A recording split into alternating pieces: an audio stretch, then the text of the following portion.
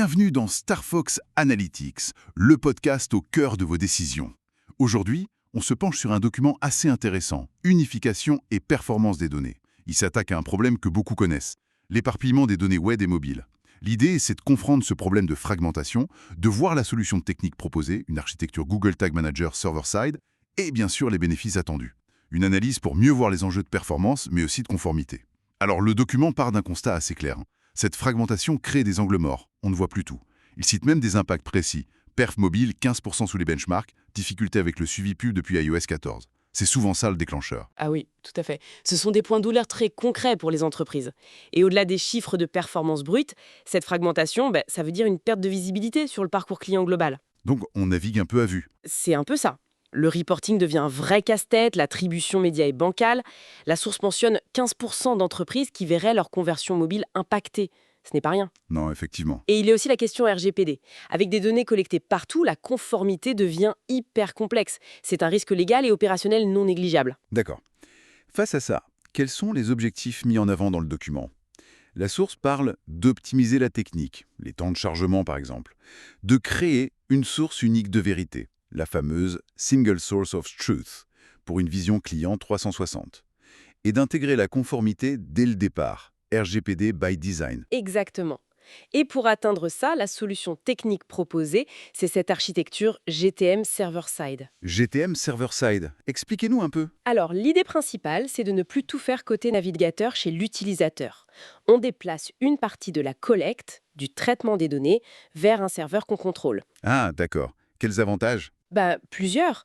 Plus de contrôle sur les données qui sortent. Ça peut alléger le navigateur, donc potentiellement améliorer les performances ressenties par l'utilisateur. Et ça renforce la sécurité des données. Et ça unifie web et mobile. C'est le but.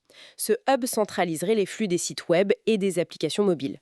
Il permettrait non seulement d'unifier, mais aussi d'enrichir les données, par exemple, avec des infos du CRM en temps réel. Intéressant. Et ça optimise aussi l'envoi des données vers les plateformes publicitaires.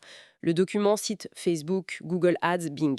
C'est vraiment une architecture complète avec GTM server-side pour la collecte et le traitement, BigQuery pour stocker et Looker pour visualiser. Ok, c'est une stack technologique cohérente. Et pour la mise en place, le document parle d'un plan. Oui, un plan assez structuré en 3 phases sur 9 mois environ.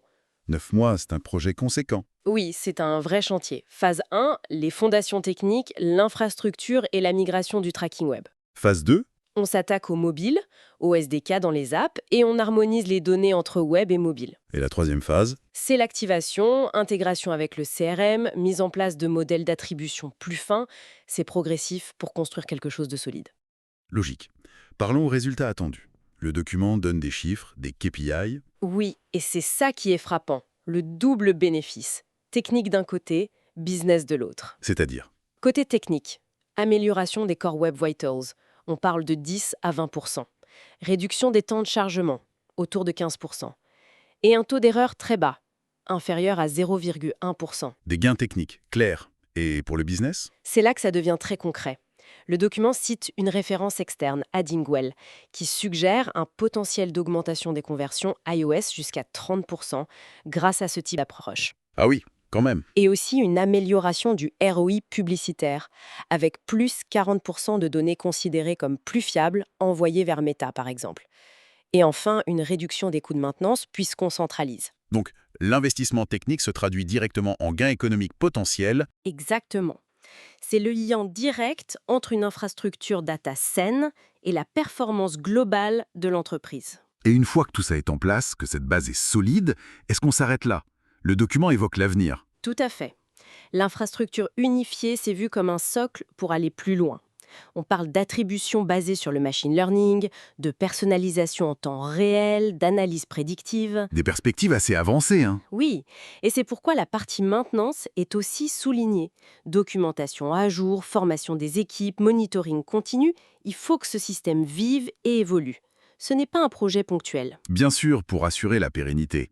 Finalement, au-delà de ces aspects techniques, des KPIs, quelle est la réflexion un peu plus large que ça peut nous inspirer? Je crois que ça nous pousse à nous demander, une fois qu'on a ces gains de performance, cette conformité renforcée, qu'est-ce que ça change vraiment au niveau stratégique?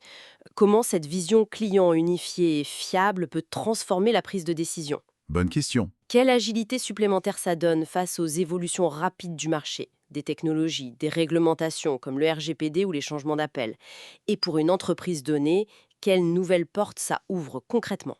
C'est une réflexion qui dépasse largement la technique pure en fait. Merci d'avoir écouté Star Fox Analytics. Pour aller plus loin, téléchargez nos guides sur starfox-analytics.com. À bientôt.